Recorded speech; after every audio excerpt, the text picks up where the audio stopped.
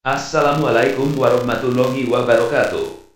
Innal hamdalillah nahmaduhu wa nasta'inuhu wa nastaghfiruhu wa na'udzu billahi min syururi anfusina wa sayyiati a'malina. Man yahdihillahu fala mudhillalah wa man yudlil fala hadiyalah. Wa asyhadu an la ilaha illallah wahdahu la syarikalah wa asyhadu anna Muhammadan abduhu wa rasuluh. Amma ba'du. Kali ini saya akan membahas dan menyampaikan topik narasi tentang ayat-ayat Quran terkait dengan sifat dan karakteristik orang munafik dalam faham di negara sekuler, volume 11. Narasi ini adalah merupakan kelanjutan dari penjelasan atas narasi sebelumnya, yaitu volume 10, terkait dengan sifat dan karakteristik atau indikator tentang orang munafik berdasarkan referensi ayat-ayat Quran. Hal ini sangat penting untuk diketahui dan difahami oleh orang yang beriman, yang mengikuti jalan yang lurus dengan memahami Quran sebagai petunjuknya atau Buddha, dan yang memberikan penjelasan atas yang benar dan salah, atau Furqan, yang jika dipahami akan memberikan keterangan yang jelas antara yang benar, hak, dengan yang jalan salah, batil, atau sesat, agar kita dapat mengkoreksi diri untuk bisa menghindari dari kemungkinan termasuk dalam kelompok orang munafik yang akan berkonsekuensi azab sangat berat di akhirat nanti. Sebelum penjelasan lebih lanjut tentang sifat dan karakteristik orang munafik yang banyak disebut dalam ayat Quran yang saya sampaikan dalam beberapa narasi volume sebelumnya dan kali ini, maka juga perlu diketahui terlebih dahulu apa sebenarnya definisi orang munafik itu, yaitu adalah sebenarnya sama dengan orang kafir, mengingkari atau menolak ajaran Islam baik sebagian atau keseluruhan, tapi mereka tetap mengaku sebagai beragama Islam. Dalam konteks negara sekuler adalah cukup jelas bahwa siapa saja yang mendukung dan melaksanakan sistem kenegaraan yang tidak menggunakan hukum dan aturan yang telah ditetapkan oleh Allah adalah mereka termasuk sebagai orang yang kafir, ingkar kepada Allah, zalim, tidak adil, dan fasik, tidak taat pada perintah Allah, sesuai Quran Surah Al-Maidah ayat 44 sampai ayat 50 yang sering saya sampaikan dalam banyak narasi terkait hukum Allah. Berikut ini surah dan ayat-ayat Quran sebagai kelanjutan atas narasi sebelumnya yang terkait dengan penjelasan sifat dan karakteristik orang munafik. Referensi 51. Quran Surah At-Taubah ayat 97. Al-Rabu asyatu kufru wa nifaqu wa ajdaru Allah ya'lamu hududa ma anzalallahu ala rasuli wallahu alimun hakim. Orang-orang Arab Badui itu lebih kuat kekafiran dan kemunafikannya, dan sangat wajar tidak mengetahui hukum-hukum yang diturunkan Allah kepada Rasulnya. Allah Maha Mengetahui, Maha Bijaksana. Orang-orang Arab Badui, yaitu para penduduk pedalaman, lebih keras kekafiran dan kemunafikannya daripada para penghuni perkotaan. Demikian itu dikarenakan kekerasan perilaku dan kerasnya hati mereka dan jauhnya mereka dari ilmu dan ulama serta majelis nasihat dan tempat-tempat berzikir. Karena latar belakang ayat tersebut menjelaskan bahwa mereka lebih besar kemungkinan tidak mengetahui rambu-rambu agama dan apa yang Allah turunkan berupa ajaran-ajaran syariat dan hukum-hukum. Dan Allah Maha Mengetahui keadaan mereka semua, Maha Bijaksana dalam pengaturannya terhadap urusan-urusan hamba-hambanya. Jikalau orang-orang Badui memilih menjadi kafir atau munafik, tentu kekafiran dan kemunafikan mereka lebih parah daripada orang-orang yang tinggal di perkotaan, karena orang-orang Badui tersebut kemungkinan besar tidak paham perihal ilmu agama, dan lebih berpotensi untuk tidak mengetahui kewajiban-kewajiban dan ketentuan-ketentuan hukum yang Allah turunkan kepada Rasulnya. Hal itu karena mereka memiliki watak yang keras, kasar, dan kurang bergaul. Allah Maha Mengetahui hal ihwal mereka, tidak ada sesuatu pun yang luput dari pengetahuannya, lagi Dia Maha Bijaksana dalam mengatur makhluknya dan menetapkan syariatnya. Penduduk padang pasir atau orang Badui itu lebih dahsyat kekufuran dan kemunafikannya daripada orang lain, karena kekerasan hati, kekolotan, ketidaktahuan dan terasingnya mereka dari pengetahuan dan kota. Barang siapa menjadikan negeri Arab sebagai tempat tinggal, maka dia adalah orang Arab, dan orang yang tinggal di padang pasir, maka mereka adalah orang Badui. Mereka itu lebih pantas untuk tidak mengetahui batas-batas yang ditentukan Allah berupa syariat dan hukum karena keterasingan mereka dari pengetahuan dan tempat para nabi. Dan Allah Maha mengetahui keadaan mereka, lagi Maha bijaksana dalam mengatur urusan-urusan makhluknya. Ayat ini turun terkait orang-orang Badui, yaitu Bani Asad dan Bani Hadfan, dan terkait orang-orang Badui yang datang ke Madinah. Referensi 52. Quran Surah At-Taubah ayat 98. Wa minal arabi may yattahizu ma yunfiku makramahu wa yatarabbasu bikumud dawain sinyur alaihim dakiratus sawu wallahu samiyun alim. Dan di antara orang-orang Arab Badui itu ada yang memandang apa yang diinfakannya di jalan Allah sebagai suatu kerugian, dia menanti-nanti mara bahaya menimpamu, merekalah yang akan ditimpa mara bahaya. Allah Maha mendengar, Maha mengetahui.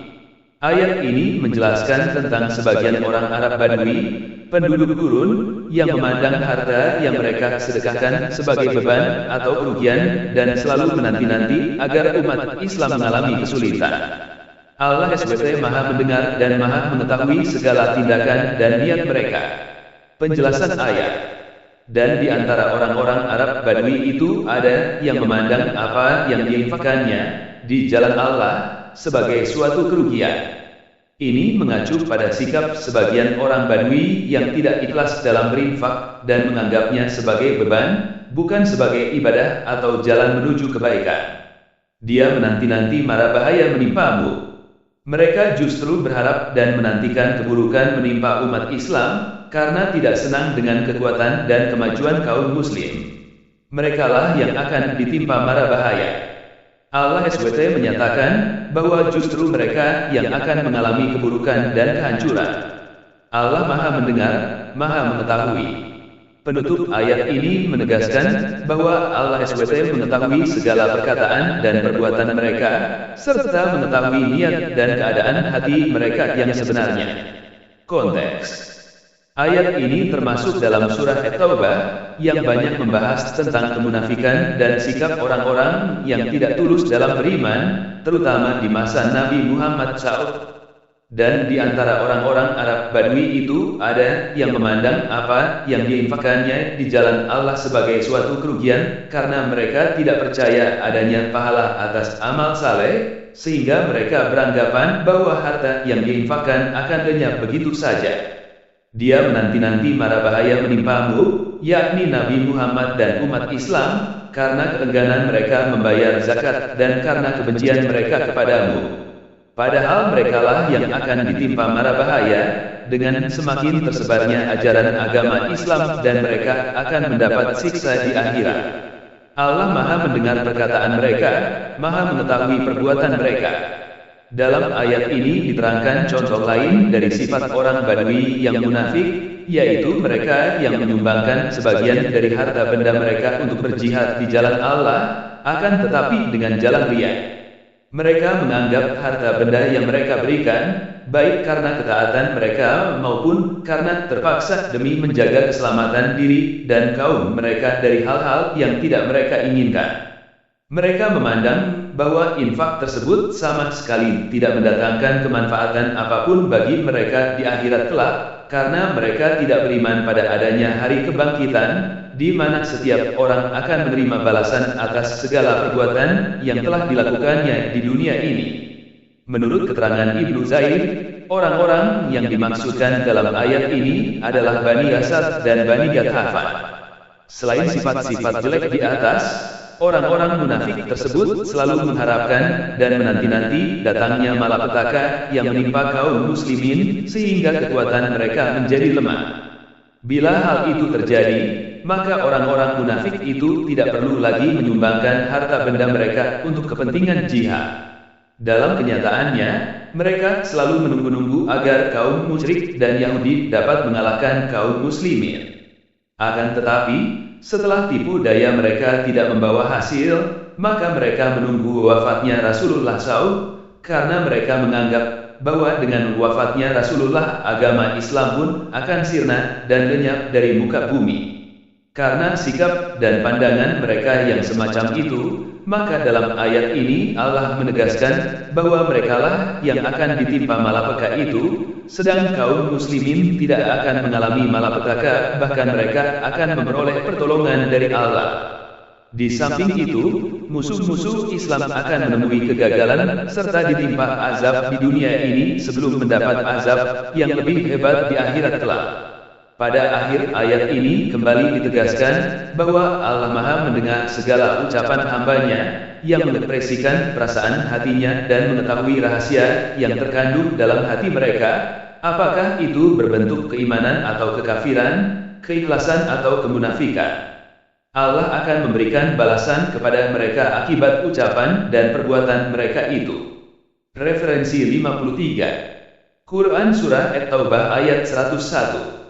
Wa min men haulakum minal arabi munafiqun wa min ahlil madinati marudu ala nifaq la ta'lamuhum nahnu nalamuhum sanu'adzibuhum marrataini summa yuradduuna ila asbin. Dan di antara orang-orang Arab Badui yang tinggal di sekitarmu ada orang-orang munafik. Dan di antara penduduk Madinah ada juga orang-orang munafik, mereka keterlaluan dalam kemunafikannya. Engkau, Muhammad, tidak mengetahui mereka, tetapi kami mengetahuinya. Nanti mereka akan kami siksa 2 kali, kemudian mereka akan dikembalikan kepada azab yang besar. Dan di antara kaum yang hidup di sekitar Madinah ada orang-orang Arab Badui yang munafik. Dan di antara penduduk Madinah ada orang-orang munafik yang hidup di atas kemunafikan. Dan mereka bertambah menjadi-jadi dalam kedurhakaan, lantaran seluk-beluk mereka tersembunyi bagimu, wahai Rasul, kami mengetahui mereka, maka kami akan menyiksa mereka 2 kali dengan dibunuh, ditawan dan dibongkar kedok mereka di dunia dan dengan siksaan kubur setelah kematian. Kemudian mereka akan dikembalikan pada hari kiamat menuju siksaan besar di neraka jahanam. Dan sebagian orang Badui yang ada di sekitar Madinah adalah orang-orang munafik, demikian juga sebagian penduduk Madinah tetap dalam kemunafikan. Kamu tidak mengetahui mereka, hai Rasulullah, karena mereka sangat pandai dalam menyembunyikan kemunafikan. Dan dengan keagungan dan kekuasaan kami mengetahui mereka. Kami akan menazab mereka 2 kali, di dunia dengan terbunuh di medan perang atau tertawan, dan ketika mereka mati dengan azab kubur, kemudian pada hari kiamat mereka akan dikumpulkan di neraka jahanam dengan azab yang sangat pedih. Awalnya ketika Islam baru berkembang di Makkah memang masih sedikit sekali pengikutnya, tetapi dalam jumlah yang bisa dihitung oleh jari, umat Islam berisi orang-orang yang memegang teguh keyakinan dan keimanan kepada Allah SWT dan Nabi Muhammad SAW. Kemudian umat Islam hijrah ke Madinah, perlahan-lahan semakin banyak orang yang masuk Islam, terdiri dari mereka yang yakin akan kebenaran, dan orang-orang munafik yang tidak menyukai Islam berkembang pesat. Bermula ketika sebelum kedatangan Nabi Muhammad ke Madinah, saat itu Madinah ada 2 suku Aus dan Kharaj, serta ada seorang yang cukup terkenal di kalangan mereka bernama Abdullah bin Ubay yang konon dikatakan cocok memimpin suku-suku di Madinah. Abdullah bin Ubay ini bukanlah pemimpin yang baik, suka meminta wanita menjadi penghibur, dan bayarannya akan diambil oleh dirinya. Lantas saat Rasulullah SAW bersama rombongan datang ke Madinah, dengan sikap tegasnya menyatukan kota Madinah, dan membuat sebagian besar masyarakat di sana condong memilih Nabi Muhammad sebagai pemimpin mereka. Abdullah bin Ubay tidak menyukai hal tersebut. Bersama kaum Yahudi di Madinah mereka mencoba mengganggu penyebaran agama Islam, tetapi semuanya tidak berguna. Referensi 54. Quran Surah At-Taubah ayat 107. Wallazina takhuzu masjidan hiroro wa kufro wa tafriqom bainal mu'minina wa isqodal liman harabaloha wa rasulahu minkum wa la yahlifuna in aradna ilal husna'a wallahu yashhadu innahum lakaazibun.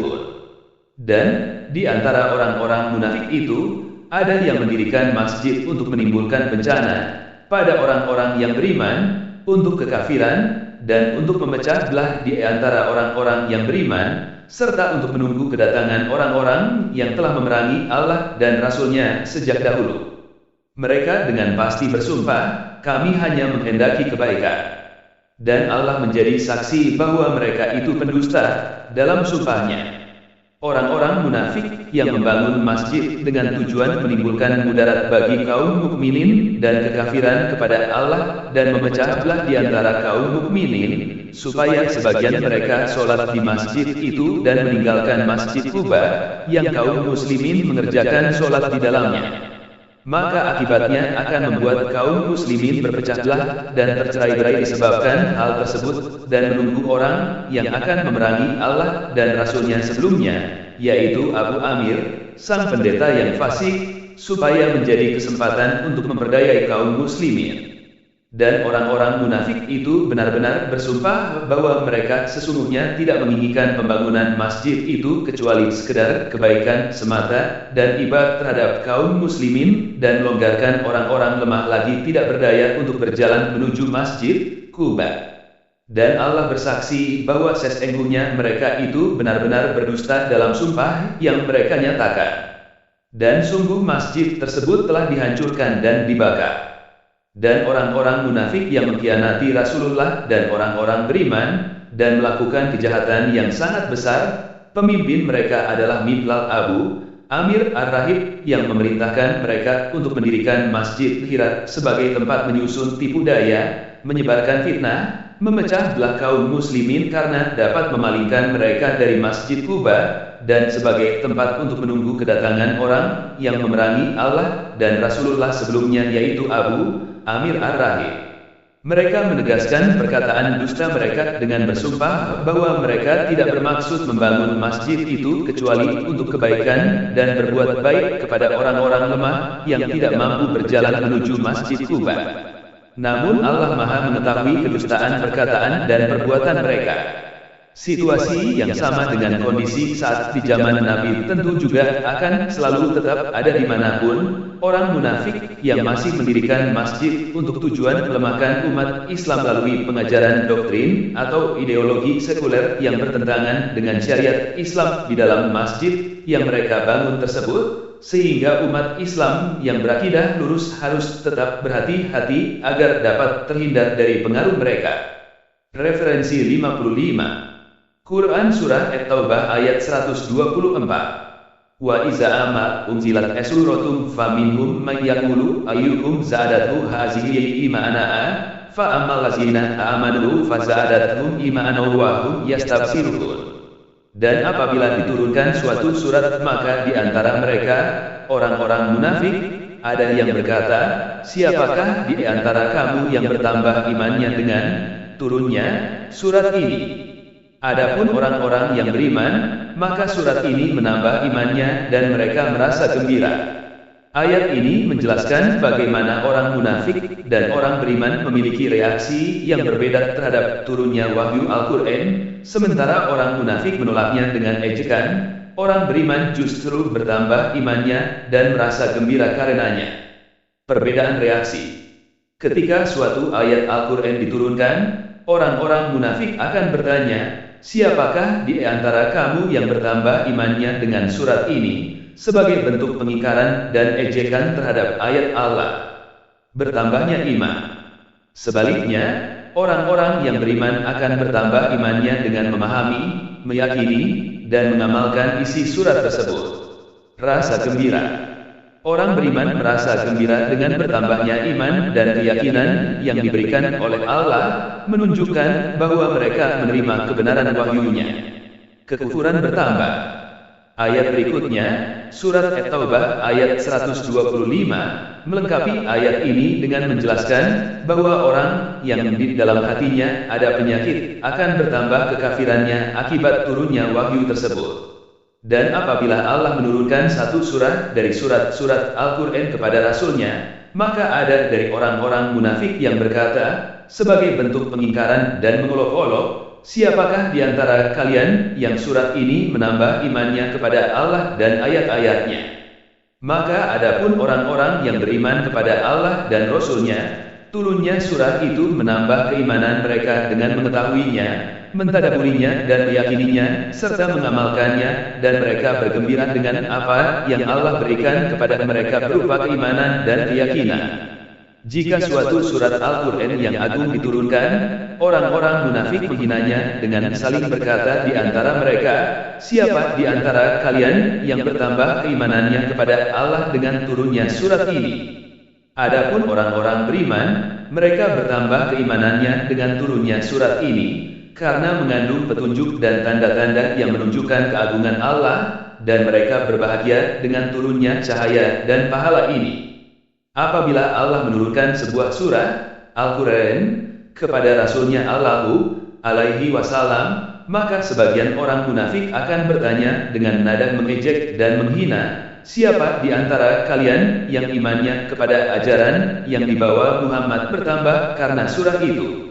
Sedangkan orang-orang yang beriman kepada Allah dan percaya kepada Rasulnya pasti turunnya surah itu akan menambah iman mereka yang sudah ada sebelumnya. Mereka pasti gembira dengan turunnya wahyu dari Allah, karena wahyu itu membawa banyak manfaat bagi mereka di dunia dan akhirat. Kata penutup. Demikianlah narasi ini dibahas sebagai wacana dalam memberikan pencerahan atas pentingnya penerapan hukum Allah dalam setiap aspek kehidupan yang dilakukan oleh pemimpin, baik dalam skala lingkup keluarga, sosial, negara dan global sedunia. Agar kita benar-benar mendapat petunjuk dari Allah, serta terhindar dari konsekuensi atas nasib kehidupan di akhirat kelak. Amin.